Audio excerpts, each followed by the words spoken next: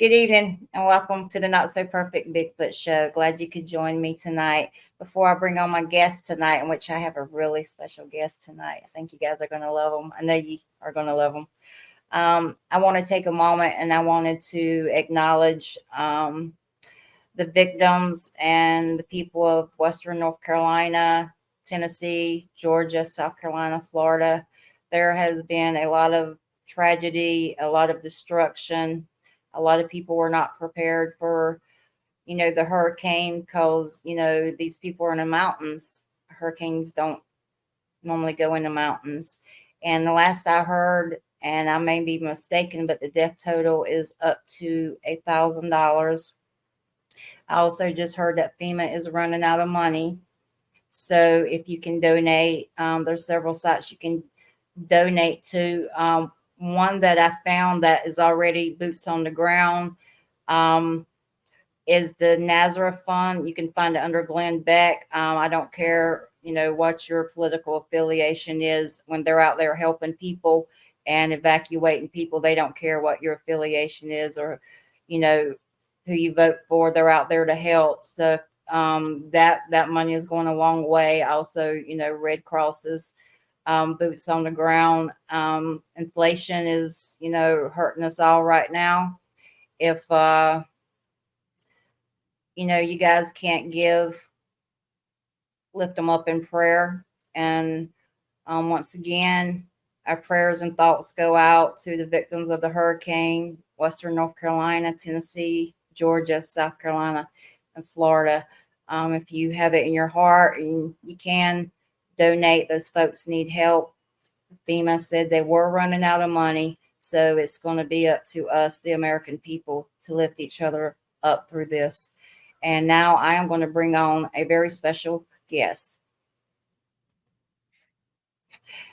Hey, Thomas. I want to say thank you for coming on tonight. Let me officially introduce you guys. You all know him from Sasquatch Island, Thomas Seawood. And boy, does he have some stories. I'm very intrigued by him and his work, and his story is just wonderful.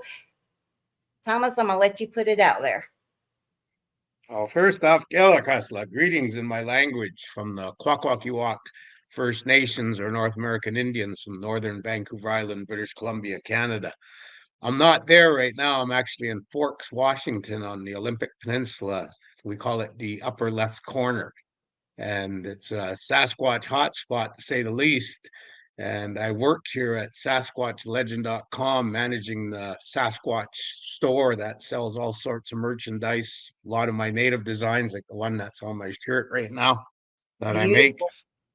And when I'm not working, I'm out investigating like I was yesterday. So thank you for having me on your show. And hopefully I can share some of my information with some of the people and enlighten them on what a Sasquatch is. Well, I followed you for a while, but you just put up a video where you were out on the bluff and you were talking about underground caves where they go nest and everything. So I like to hit on that. But before we do that, you actually had it's always Sasquatch has always been a part of your culture, but you had a pretty hair raising sighting or encounter with them, didn't you? I've had numerous encounters with them because when I lived out in northern Vancouver Island, my traditional tribal territories, I was put out there as a native watchman in about 1989 in the summer. And in the fall, we would hear things, smell things, and, we kind of speculated that it might be a Sasquatch. Back then, we called them Bigfoot. And it wasn't until the second year when went into camp that me and my friend walked up to our trailer with a 10 by 10 addition on it that we built the year before. I walked into the building and the trailer, and I was in the kitchen unit. And you know how trailers are with the trailer hitches, they have three windows. Well, I'm looking out the window. There's my buddy with a big D cell battery for the lights and the radio. And all of a sudden, you just bolt upright, drops the thing, turns and runs. Well, being in the bush, you're not going to sit there and wait for him to come in. I ran down to the far end, lifted the mattress, grabbed both guns, a rifle and a 12 gauge shotgun, met him in the kitchen. We basically loaded up, ran out the door, and I'm thinking we're looking for a big bear, maybe a grizzly bear. And all of a sudden I'm like, what are we looking for? And he's like, it was big, it was hairy. And we looked around and I seen some tracks that were out of the ordinary, pretty big. I just thought maybe it was a double step of elk or bear. Yeah. And we went back to the trailer, and then that night I woke up, I guess around late at night, and there was my friend sleeping in the hallway of the trailer by the bathroom, just a few feet from my bed. And I thought that was pretty odd. Here for two That's years, odd. he's been sleeping by those three windows with, never nice to tease him. I go, Trevor, pull the blinds down. I don't want Sasquatch peeking in at me while we're sleeping. And he just laughed and leave the curtains up. But that night they were down. And so we closed the camp the next day. We had a speedboat we went in with, 18-footer. And we brought all of our gear down to the beach. And then a bigger boat came in and we shuttled everything out to his deck and, generator, uh, inverter, tools, you name it. We had all kinds of stuff, including our personal items like clothing and sleeping bags. We loaded the boat up and we put our speedboat motor up and put it on tow. And as the captain was pulling out of the bay, Trevor and I sat down on the hatch covers and lit up a cigarette because we weren't allowed to smoke inside. And I said, well, I better say goodbye to the camp till next year, I guess. That's when we said goodbye. And all of a sudden, Trevor looked at me and he goes, that wasn't bear yesterday. It was on two legs and it was covered in hair and it was huge. It was sleeping behind the trailer. When I walked around with the battery, I woke it up and it jumped up and I was looking up at it and it just turned and bolted into the bush. So that was our first close encounter with it. And then the year later, we didn't open the camp up. The tribe didn't have any money for the watchman's program that we started. So we went commercial fishing. Trevor and I became a captain of a commercial salmon seine boat, 57-foot long wood boat, crew of five. Well, four of us went out in first week of middle of October for a fall, what we call a fall chum salmon fishery. But we went out a few days earlier. We were young, we had a boat, crab gear, had to go have some fun. So we went out and dropped anchor in that bay where my trailer and addition was.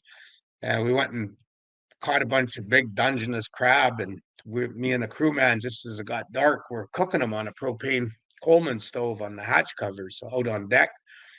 And that's when we heard something, bang, hit the side of that trailer. Well, right away, I didn't think something hit it. I thought, I wonder if it's the kerosene metal cans that were empty that were underneath. And they contracted with the evening's cool. And then I thought about it and said, no, I removed those things last year. I wonder what that noise was. And that's when you saw two big shadows go across the front of that trailer. That's a 26-foot trailer, what they look like with a 10 by 10 addition built on it. And we saw these big bipedal shadows go across and called my girlfriend and my Trevor, the guy that was with me the last 2 years, out on deck. And we actually heard it again, whistle chirp. And then we got that bad gagging stench. And that's when my girlfriend goes, what's going on? And I said, I think we got two Sasquatches on the beach.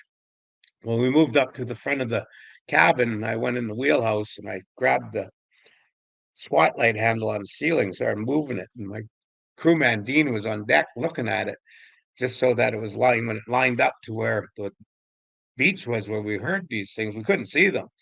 I said 3, 2, 1. I hit the switch, and all four of us watched that big male drop, put its arm in front of its face, and the female drop on its knees with its buttocks facing us on the beach. And we could see their eyes reflecting the female under its arm when it was on its hands and knees, and the big male up on the grass. You'd see one eye, 1.5 eye, one eye, two eyes as he was breathing and moving, the reflection.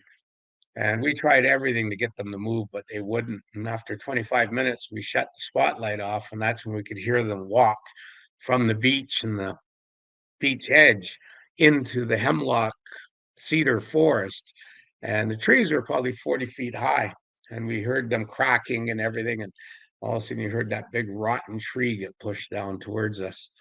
And Trevor and my girlfriend, they both went to their bunks and went to bed. And an hour and a half later, Dean and I witnessed that big male Sasquatch come out on the other side of the bay about 60 yards from our boat. And that was amazing seeing, it's the first time I'd ever seen Sasquatch. And I knew that my tribal stories of Dzoonakwa, the wild ones of the woods, the Sasquatches, were true. It wasn't mythology. They were actual creatures that were out there. When you say, I caught something you said you used to call them Bigfoot, you now call them Sasquatch. What's the reasoning to that? It was when I was up in the Northwest Territories in 2015. I always knew from the history books and other things that the Indians up there were called Chippewa. So when I went up there, the people from that tribe, a good friend of mine, this young girl, she was about 24, I guess, she educated me that we call ourselves Dene. That's our real name. Chippewa was given to us by the Cree Indians, which I'm half Cree. My mother's full-blooded Cree, and it translates to meaning big noses. And we find it to be very derogatory, so we don't like the term Chippewa. We want to be called what we rightfully are, Dene or Lutzoke or and the other names of their tribal names. So I looked at that as a learning thing that, to be respectful to Sasquatch, we should call them, you know, other names that are out there for them instead of using Bigfoot because I find it to be derogatory. Same with Squatch, to me, using the term Squatch because Sasquatch is a bastardized native word for Sasquatch, for the creature. Calling a Sasquatch Squatch is like calling Jesus Jesus. You wouldn't do that. Yeah. I'm glad you explained that to me. I always wondered that. Now, you said that's a part of your culture and a part of your tradition. And, growing up, you've always heard about them. Then you seen it with your own eyes. You were out there, you had your witnesses. And the movement that you explained is so human like, it's so person like, throwing your hands over your face and her kind of peeking over her arms, and that kind of gives them personality. And I guess with your research and as much you have done, you've seen different personalities in them, or they're like, I think you described it as wild animals. Sometimes wild animals can get mad at you, but they all have personalities. Is there Yeah. anything that stands out as far as their character, or you can attribute to them that you don't normally hear about from other researchers or witnesses? Yeah, and that's what I'm educating everyone. Why I became, I guess you could say, a spokesperson for Sasquatch. It's because number one, to my fellow North American Indians, the days come that it has to end where we have to talk about what we call our Sasquatch, Dzoonakwa, like my tribe. I remember when I bought Dr. Jeff Meldrum's book in about 2015 in Ocean Shores at Sasquatch Summit. And, all those old celebrities, in awe, and I got my picture with them as I stood in line for my $22 book. But when I went home, I was reading it in bed, and a few nights later, I grabbed it and threw it at the wall. I rolled over, I looked at my wife, and I said, you know, you got a capital D, small r period before your name, and then your name, Jeff Meldrum, with alphabet soup afterwards with all your degrees. You think you'd have the wherewithal to go to the Kwakwaka'wakw people and ask them, what is your Sasquatch called? Well, we call it Dzoonakwa. There's a male one and a female one, and it means the wild ones, basically, from the woods. And instead of him writing in the book, the Kwakwaka'wakw people of northern Vancouver Island call their Sasquatch Bukwas. Bukwas is actually the keeper of the ghost world, a small bipedal hair-covered creature about 3 or 4 feet high that we bring to life like the Dzoonakwa, the Sasquatch, with masks and regalia and our great ceremonies of Potlatch that the chieftains host, and they're constantly going on through the year. You might have half a dozen potlatches to a dozen potlatches per year throughout our territories that we attend, and we see their ancestors' interpretation and representation of what they witnessed in regards to a Sasquatch. We see their Dzoonakwa mask and regalia. And when our young men or our older man takes on the role of the chief of the clan after the clan chief dies, they'll actually put a male Sasquatch mask with mustache and goatee on the chief to be, and he'll dance. And as he's dancing with that male Dzoonakwa mask, it's to acknowledge that he is a clan territorial hereditary chief now. He's done all of his obligations and roles to take on that chieftainship. So he's been Dzoonakwa, I think the name is. Don't you know? Repeat, don't hold me to that. I don't speak Kwakwaka'wakw that well, but yeah, I know the word is to mean to be touched by the Sasquatch by wearing that mask and dancing and button blanket robe and apron, cedar bark headpiece and rings of cedar bark. It's our culture. It's our highest ranked crest is the Dzoonakwa. And when chieftains die, like my father, he passed a year ago, July.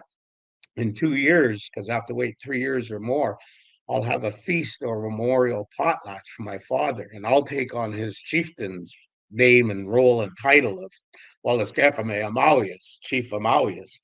But if I can, I'm going to get a cedar log and I'm going to carve it, and at the base I'll put a grizzly Dzoonakwa with outstretched arms to signify that my father held the crest of the Dzoonakwa in his ceremonial box of treasure, which is our highest rank crest.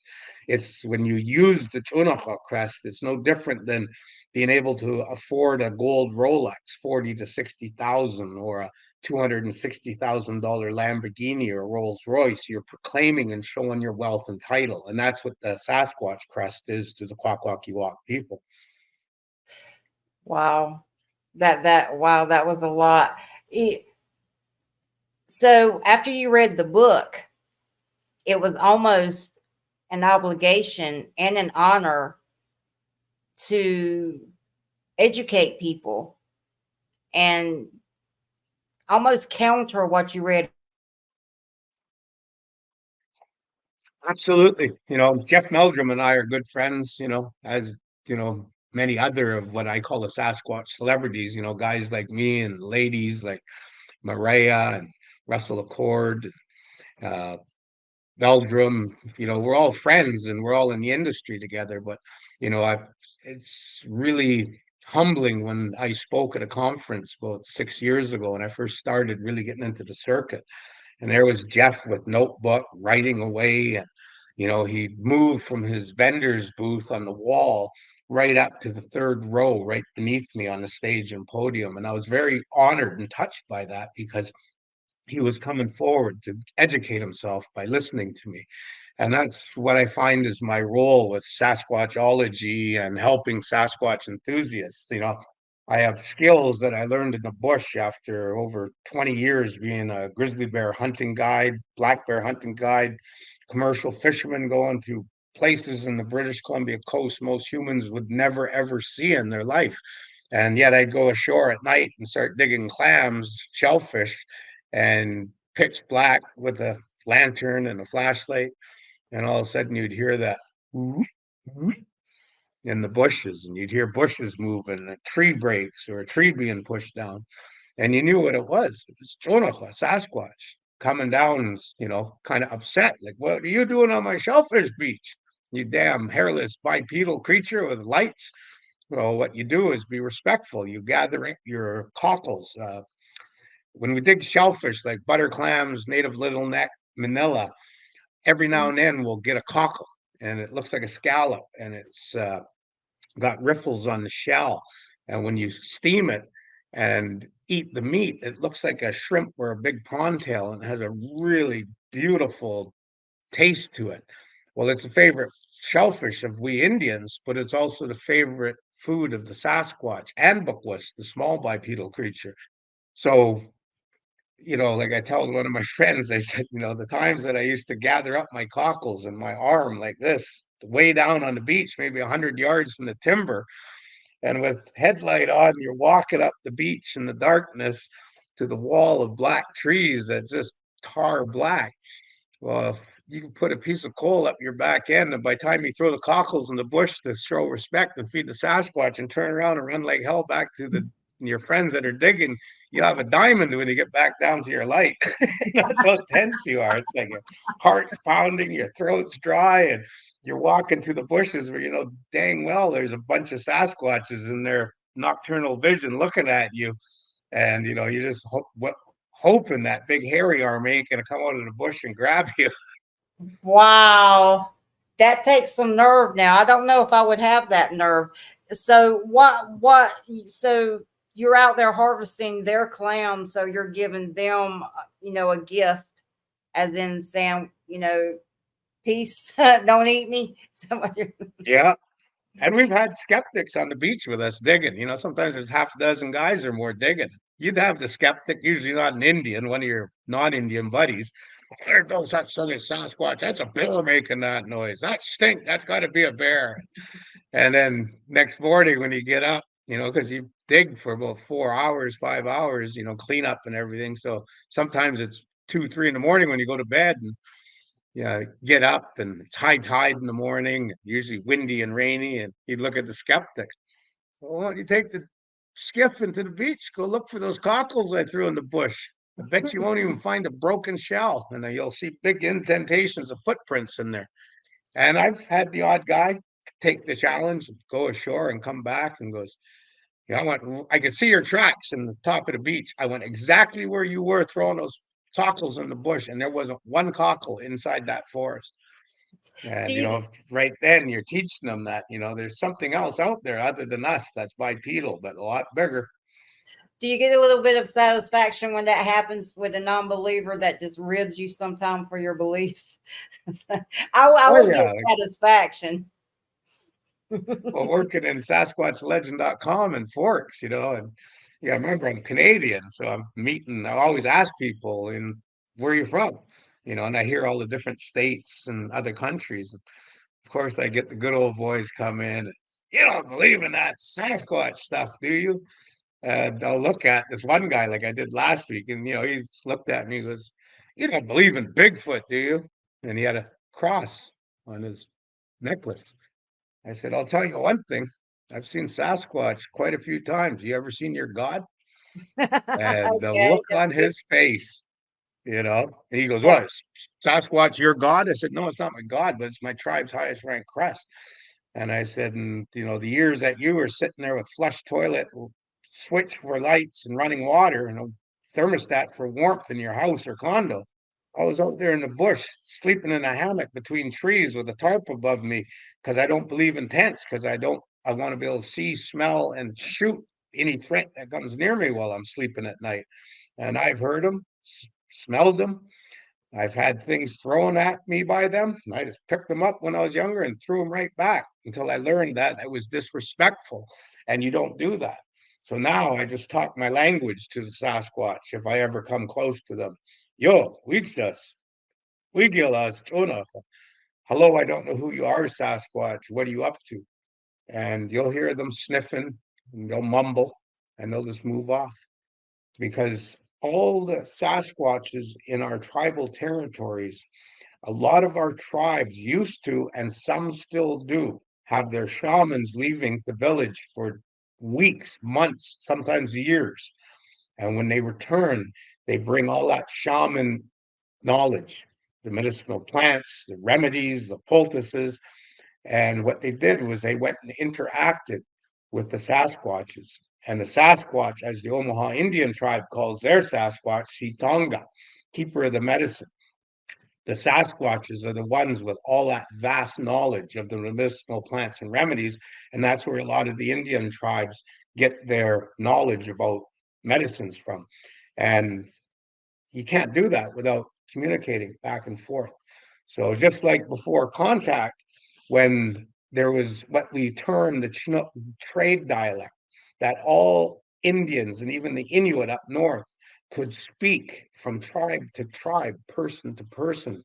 So as we had explorers, travelers, and they would travel across this continent before contact for thousands of years and come back with the stories of where they went, where they saw the buffalo when they came back to the coast and the great grass plains and the high Rocky Mountains and even the eastern Skookumchuck, which is Chinook dialect, Skookumchuck, big saltwater.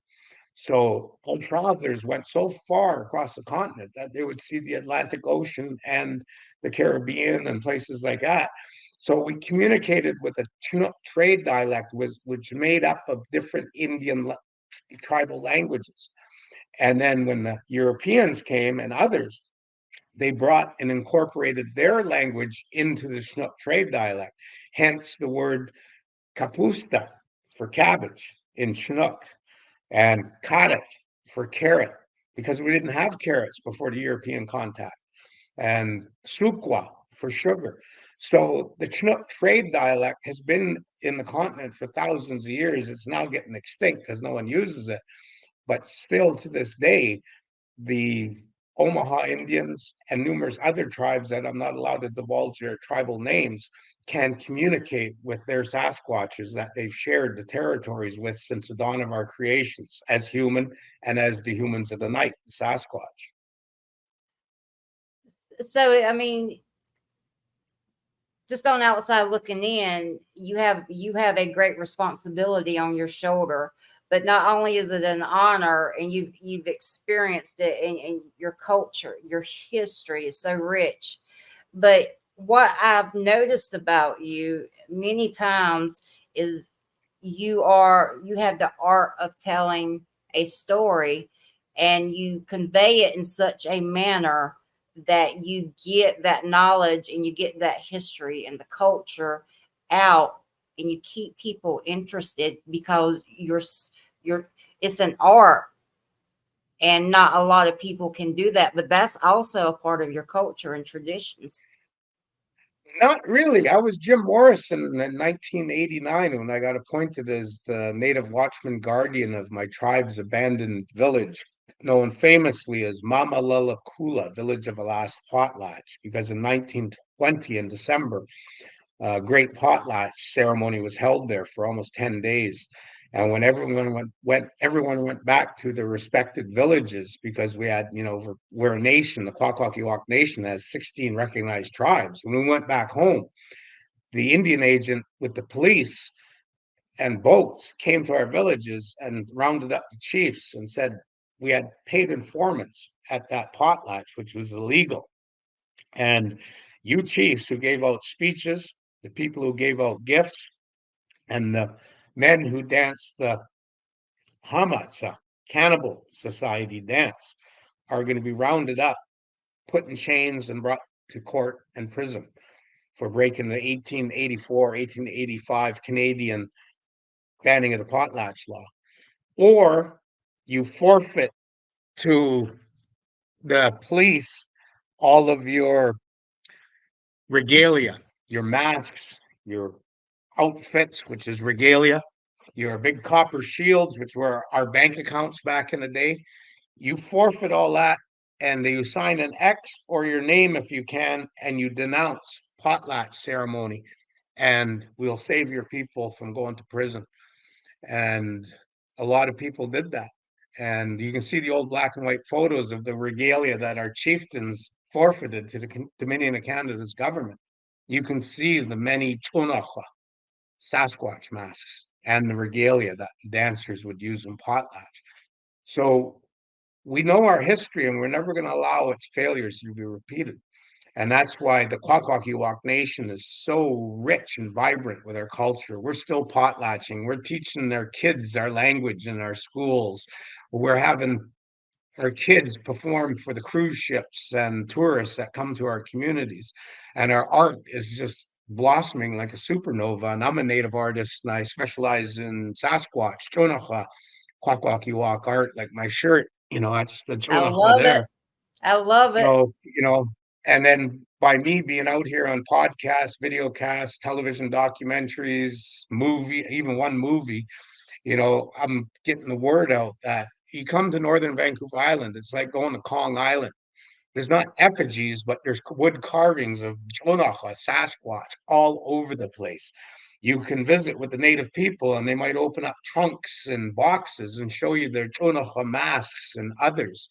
And when you go to our museums, be it the New Cultural Center across from Campbell River, Alert Bay, the Cultural Center, the Royal British Columbia Museum in Victoria, the Museum of Anthropology and University of British Columbia, Vancouver, even SAM, Seattle Art Museum, downtown Seattle, you will see Dzoonakwa carvings and masks and regalia. because that's how important it was to the early collectors and curators of museums. They realized how powerful a Sasquatch crest was to the Kwakwaka'wakw and Lehwata people, that they would want them in their museums. And still to this day, you can't go to a native art gallery without seeing numerous Dzoonakwa masks and other carvings, because the collectors, the tourists, they want that, because having the crest of Dzoonakwa on your wall or your t-shirt is like having a Rolex or a Mercedes Benz. You know what? I think that's awesome. I think I'd rather have one than a Mercedes and a God, Rolex. So you're not, when you're out and you're educating it and you're giving this knowledge to people, you're not only giving, history and culture, but you're giving your experiences. You've been boots on the ground, and you're out there, and you're in the bush, and you're getting experience, and that comes apart, and educating people like me, and because I have an interest in the subject. I've had some experiences. I've never had a face to face, and I think it's very interesting. But you're not only bringing your culture and your heritage in, but you've got your experiences too, and that's a lot. You've put a lot into that, and I think people recognize that when they see you, and they follow your work. But you've been doing this for quite a while. oh yeah. And it's good. I lived in bush for so long, I remember a desert storm erupted, and man, I just got so tired of humans. There were so much negativity was coming that I just wanted to get away from humans. So I went into the bush, and I was in there for 9 years. I'd come out for partying and paycheck cashing and so forth, and commercial fishing, but basically I just lived out in bush. I'd watch logging camps during the winter time, so that I'd make a paycheck. I get paid over $100 a day to watch a logging camp by myself. And I remember one time I was it was a barge camp, so these big steel barges, 120 feet long by probably 90 feet wide, and 2 stories high. Talking 150-man camps. And here I am up on the third floor, probably the equivalent to the fourth story of an apartment building from the water, and it's kind of ramp going to the beach, and generators up on the beach, and in semi trailers, big Caterpillar motors that I got to look after. And I was up in first year I went in and watched the logging camp, I gained 54 pounds. So the second year I went, I was like, there's no way I'm gonna eat like I did last year. So I watched my diet, and I used the workout room, and it was on the second floor, and I was on a treadmill, and I was just doing my thing, treadmilling away. It was for first part of January, and there's probably about a foot of snow on the ground. And Uh-huh. I'm on the treadmill, and I look out the window, and there, 200 yards away on the beach, is a black bear. Look, whatever. I'm a bear hunting guy. Big deal. It's a black bear. I don't want one. And all of a sudden, I thought to myself, what the hell's a black bear doing out? It's like close to 0 degrees, foot and a half of snow. Every bear's sleeping right now. So I looked out again, treadmilling away, and all of a sudden the black bear stood up on 2 legs, walked a little bit, squatted down, and you could see it like it was digging shellfish. Well, I jumped off that treadmill and ran all the way down the far building to my kitchen unit, grabbed my binoculars, and I was closer now to the Sasquatch and looked out, and I could actually see it smashing the shellfish together and taking the meat out and eating it. And I was sitting there just mesmerized watching this, probably an 8 foot or a little better Sasquatch with shoulders that were just huge. You can see his biceps and the movement of his tendons as he's chewing on these shellfish. And I was just like, wow, the things you see when you don't have a camera. They grow them big where you come from. So let me ask you this: you, where do you think they should be recognized by the government, or do you think we should leave things alone? Because I know when everything we have ever vowed to protect in the name of the government, we have ultimately destroyed. What is your opinions on that? Well, That's why I wrote the guidelines to chance encounters and investigating of Sasquatch. It's just I'll be publishing it here pretty soon. That's anyone can email me and I'll send them a copy of the draft. But I've was part of the one of the first humans to ever do commercial boat-based grizzly bear whale watching with orcas and humpback whales, grizzly bear boat tours back in the early 1980s when I was just a pup. And I also participated in the developing of the sea kayak paddle with the whales industry. So we knew that the government of British Columbia, Canada, was going to come to us, and some bureaucrat in an office who's never been out where we operate or done what we're doing is going to come up with rules and regulation that we have to adhere to, which would be so far out in left field, we wouldn't be able to operate our businesses. So we joined together and we came up with guidelines for boat-based whale watching, bear watching, sea kayaking, and we brought it to the government, and the government scratched their head and said, wow, this is good. Okay, we'll take your recommendations and we'll make it regulation and law. And that's why we have, you got to be in British Columbia 300 or 100 yards or 100 meters away from the whales and bears. You can't parallel them with your boat. You can't cross their path. You can't disturb them when they're sleeping or feeding. And the list goes on. And that all came from the industry. So I know that we're just on the verge. Actually, today they released that video from Oklahoma of that supposed Sasquatch, brown and everything. And someone's gonna, put it into their software and come out with, it's a suit. You can see the eyes, or maybe they're gonna say, wow, that's better than Patty. We don't know yet. It's just released today. But it's inevitable that we will, with the cell phones that we have 4 and 5K, and me running around with a P1000 4K Nikon with a built-in zoom lens that I can zoom up on the moon and see the craters. It's inevitable that we will get some very good conclusive video picture proof of Sasquatch. And when the dentists look at the enhanced images and talk about the chips and staining of the teeth and the wear on the canines, if they have them, and other teeth, and the people that study muscles on bodies, those doctors will say you can see these muscles called this moving as it's chewing and so forth. And someone who studies eyes as a profession, that doctor will say you can see the pupils dilating and doing this, and you can see this happening. And it's going to be pretty conclusive proof of the existence of the Sasquatch. And then government's going to come in. And that's what we don't want. And they're going to say, okay, we're going to put gates on every logging road, dirt road in the United States and Canada. So no one can go down and disturb Sasquatches. And if you want to have Sasquatch expeditions, you can't do that. So that's why I've developed the regulations. But one of the main points I put in there, if anyone wants to be a missionary and go convert and shove the Bible down the throat of a Sasquatch sideways, because they are just humans. They're just bigger, hairier, with nocturnal vision, and retain their ability to excrete from their armpit gland.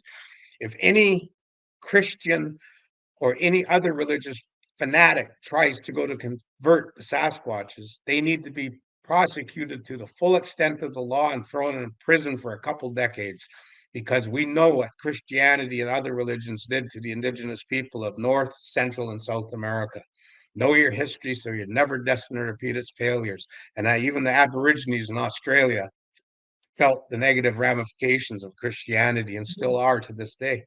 So that's one of the main things I put in there and why I developed it. I don't want those people with their black ties and their little crosses and the black Bible and their Oxford shoes and their stovepipe tight polyester pants going out trying to convert Sasquatches to Christianity, because it's done a lot of bad. Some of my people actually brought their masks and other things down the beaches and set fire to them and burned them. Get rid of your pagan rituals and your effigies of gods, and the only way God will accept you and you be a Christian is to burn your pagan artifacts. And some of our people did that. And that's a travesty. That's an unforgivable travesty. And we don't want that to happen to Sasquatch, because they are just members of the other tribe. And that's why the government doesn't want them proven to exist. because United States will have their third recognized indigenous tribe next to the Inuit in northern Alaska and the North American Indians. Canada will have their fourth indigenous tribe recognized because the Inuit up northern Canada, the First Nations, equivalent to North American Indians, and recently what you guys call Cherokee, we call Métis, the half-bloods. They just got recognized as indigenous and have rights and title and land claims, and the list goes on. I get free eyes care, dental, medical, prescriptions. I get my training programs paid for. My kids get their post-secondary covered, and the list goes on. We indigenous people, yeah, we're spoiled rotten brats in both countries, but we cost the governments billions. And God forbid if Sasquatch is recognized to be another indigenous tribe, another human, because then when you're a rancher and you got thousands of acre like what's his name on Yellowstone, and you want to go knock down a bunch of trees and grow a couple hundred hectares of alfalfa to sell it at high prices for the Arabian horses in Saudi Arabia. Well, you're going to have to fill out an environmental assessment and have this big, huge analysis done. It'll get bogged down in red tape, and it will never be stamped for approval to log your property. And if you want to build a new logging road, that's going to stop everything. You want to frack, you want a pipeline, you want to build subdivisions. That Farm. will all be held up in limbo, and the existence of Sasquatch will affect our GOP in both countries, Australia included. And that's why the government's doing everything in their power to eradicate the Sasquatch. They're out there just like they did when they invented the Gatling gun in the 1800s. It was invented for one reason and one reason only. Up, up, up, up, up, up, up. Kill all the Indians so we can ranch it, build cities, and get rid of them. And those same type of guns, 30 and 50 caliber, being used in helicopters hunting Sasquatches deep in the forests of North America. And that's why we're seeing an influx of urban edge Sasquatch encounters, them coming close to our communities, coming into our backyards, going after our food in our greenhouses, our compost bins, our gardens, our fruit trees, our pet food, our sheds with our poultry and our livestock feed, our cattle, small cattle farms where they're going in after the grains and so forth, or the discarded animals and animal parts. Because I personally think that the government is doing like you see on YouTube with Taliban's, using high power flurs and eradicating the other tribe. So I like the rawness that you just brought. I like that because I think it's something that should be said and heard. So 2 thumbs up, brother. Well, But so really, when we post our research, and especially if you have a government or a system that wants to take them out, we're just giving them the location to go slaughter what and we. it's a double-edged sword. We have to, like we have to share what we're finding so others can go out and boots to the ground as well and hopefully get that proof.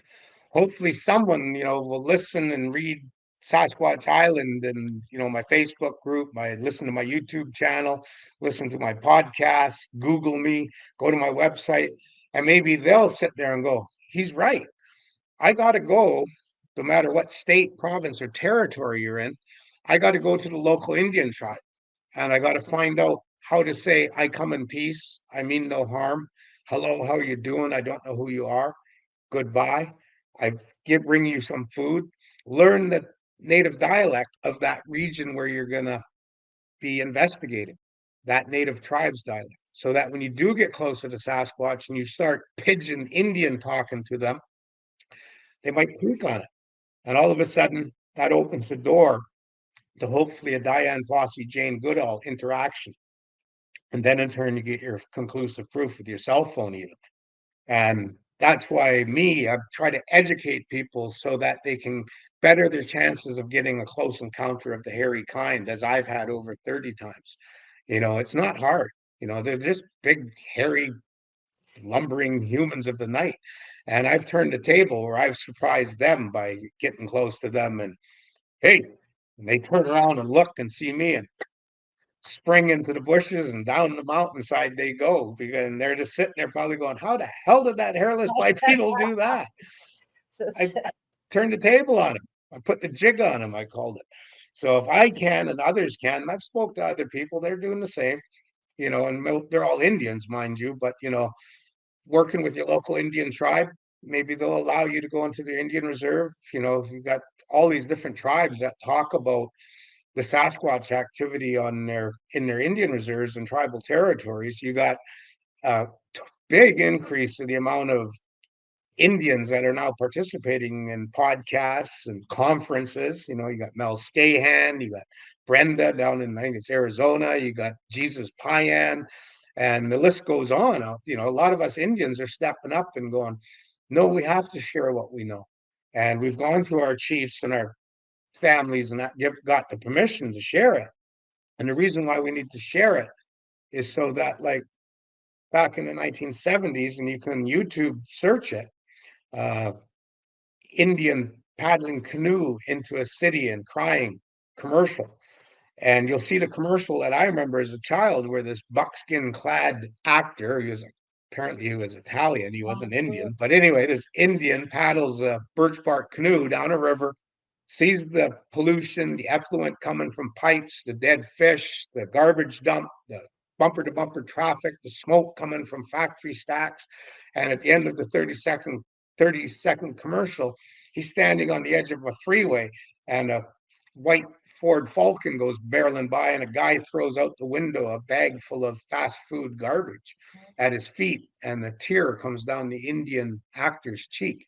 That would start the green movement, environmentalism back in the 70s, and hence we have Greenpeace, World Wildlife Fund, and the list goes on. So we need Sasquatch to be identified so that we hairless bipedals can get a smack upside the head like a rogue Sasquatch slaps a disrespectful investigator, and a kick in the back end like a Sasquatch does to a human when he wants to punt him out of the bushes, so that we can smarten up and quit doing what we're doing. We are destroying this planet, and the list goes on. We need a reckoning, and Sasquatch will give us that reckoning. The government knows it. That's why they don't want them identified and why they're eradicating them in some areas from some of the reports coming in. I even seen a video on that. And we have to get out there, boots on the ground, beat feet, and try to get the conclusive proof of the existence of Sasquatch so that we can save ourselves and Sasquatch. and yeah, so I was going to say, and them, because to me, I mean, being hunted is an animalistic personality that we have, and Yes. I've heard stories about, a family unit that were very used to people and very curious of people, and you would see them a lot. And because of people running their mouths and giving their location, the government come in and destroy them. Now, I couldn't imagine being a family unit and just being I wiped remember out. 1991 listening to Art Bell on FM radio in northern Vancouver Island, British Columbia, Canada. First time I ever even heard of Art Bell. And all of a sudden, the guy being interviewed was with the military, retired or no longer with military, but his job was looking at surveillance cameras in some big military base in the US where they had tunnels and they saw Sasquatches on the surveillance cameras going in with food and bedding and living and just taking shelter. And then the high ups called in military personnel, and they went in there, put gates up and gassed them. And the guy witnessed them putting the Sasquatch on gurneys and strapping them down and out of there. That was early 1990s when I heard that. So the government definitely knows Sasquatch exists. That's why they're doing everything in their power to uh, not have it believed. So we call them trolls.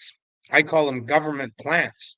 You can put a post up, and a post is good and the data is good or the picture is pretty good when all of a sudden the trolls just come pounding on that Facebook feed.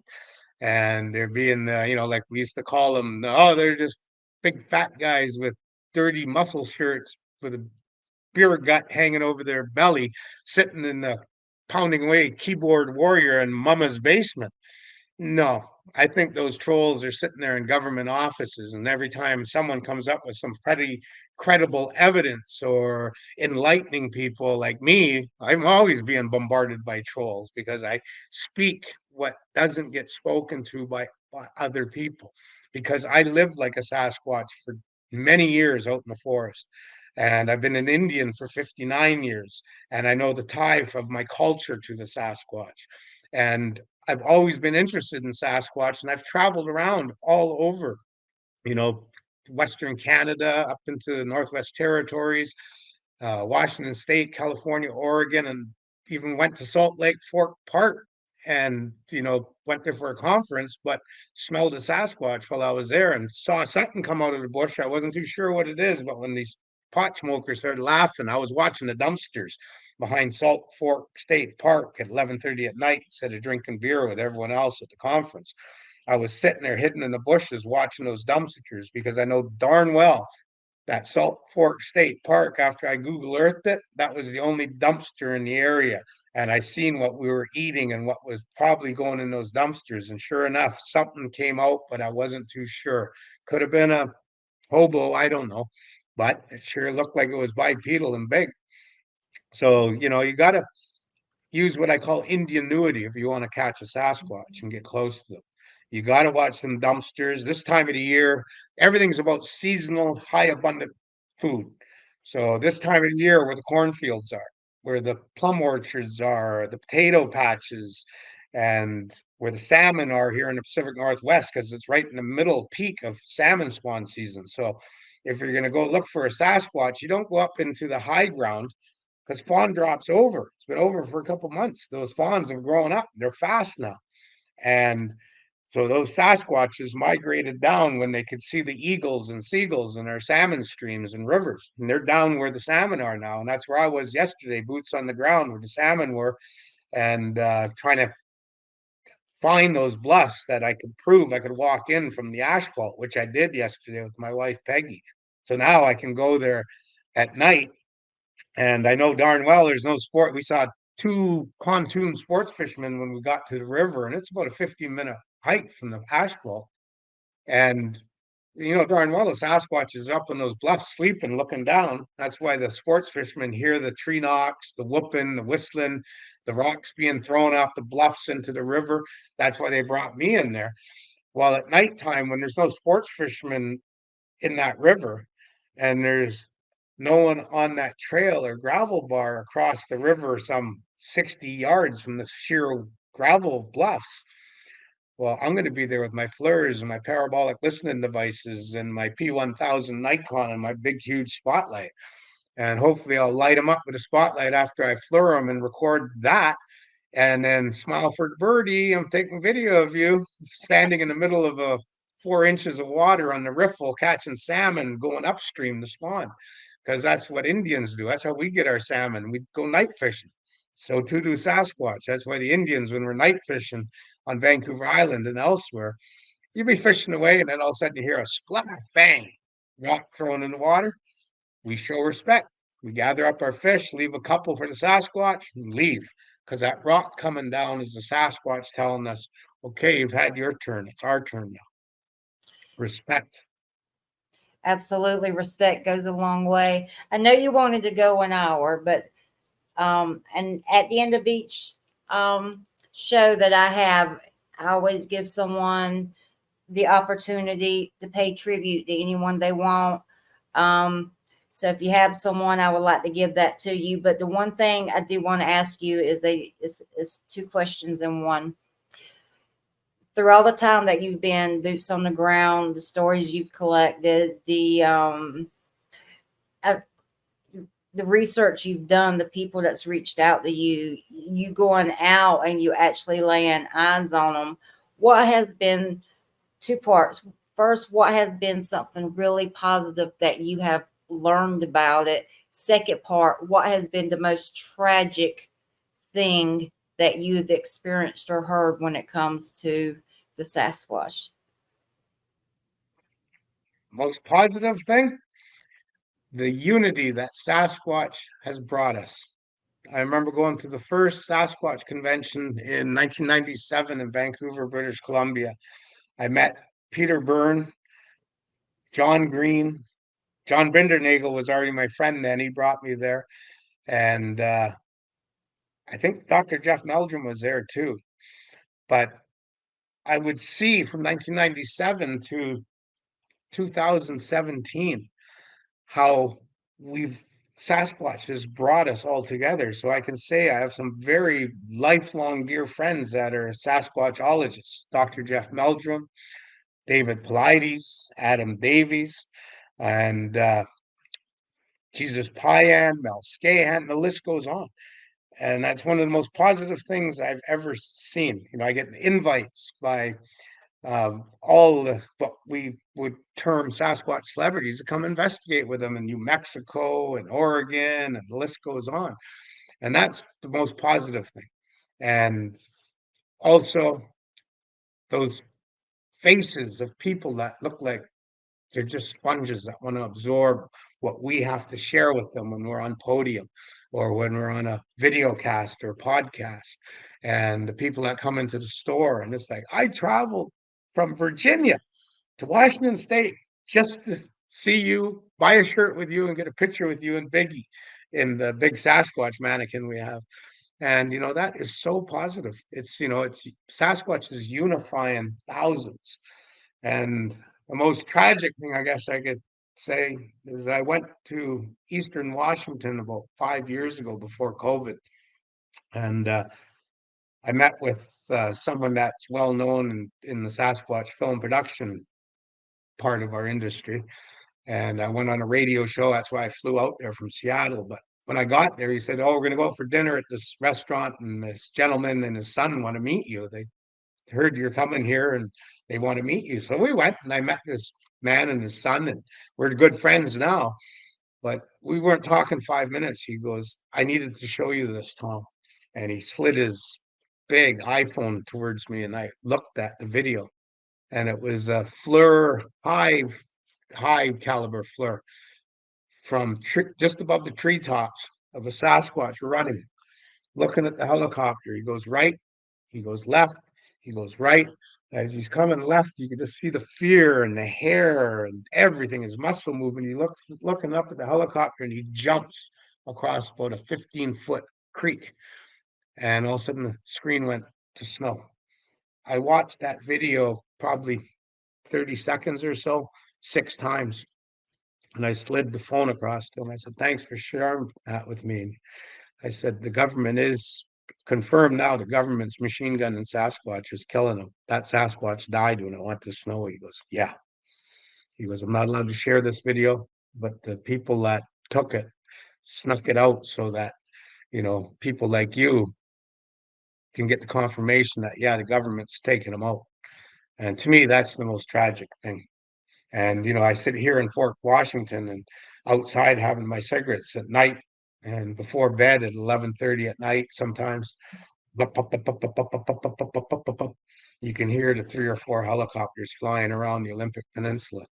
I've been elsewhere where I've heard the same thing, up a Canadian inlet, way up. No other humans up there. Logging camp shut down, and you can hear it going through the valley. What the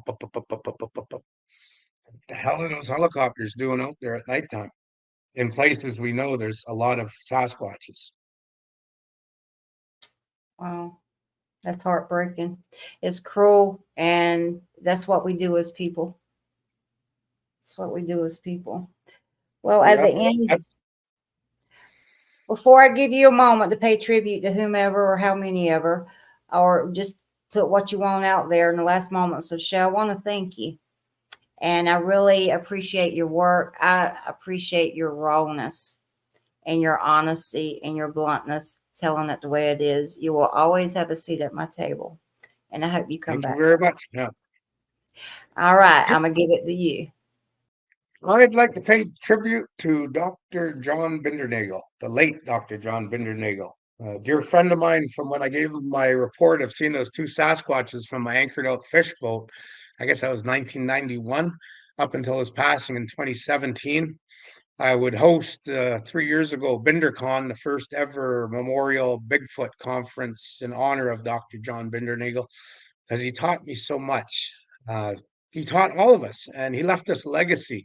Just go to YouTube, Dr. John Bindernagel, Google him, and listen to him. He has a lot to teach us in regards to Sasquatch, and you can go to Amazon, Dr. John Bindernagel. He's got 2 books out there that his son and family are selling to this day, and he's a man that really unified the Sasquatchologists and built the interest for Sasquatch with his 2 books and with his YouTube postings and with his charisma and character and how excited he was when he was up on podium. And he did a lot. So hats off to Dr. John Bindernagel. Thank you, Thomas, and I hope you have a wonderful evening. I hope you'll come back sometime. Oh, absolutely. Always available. Okay. Have a good one.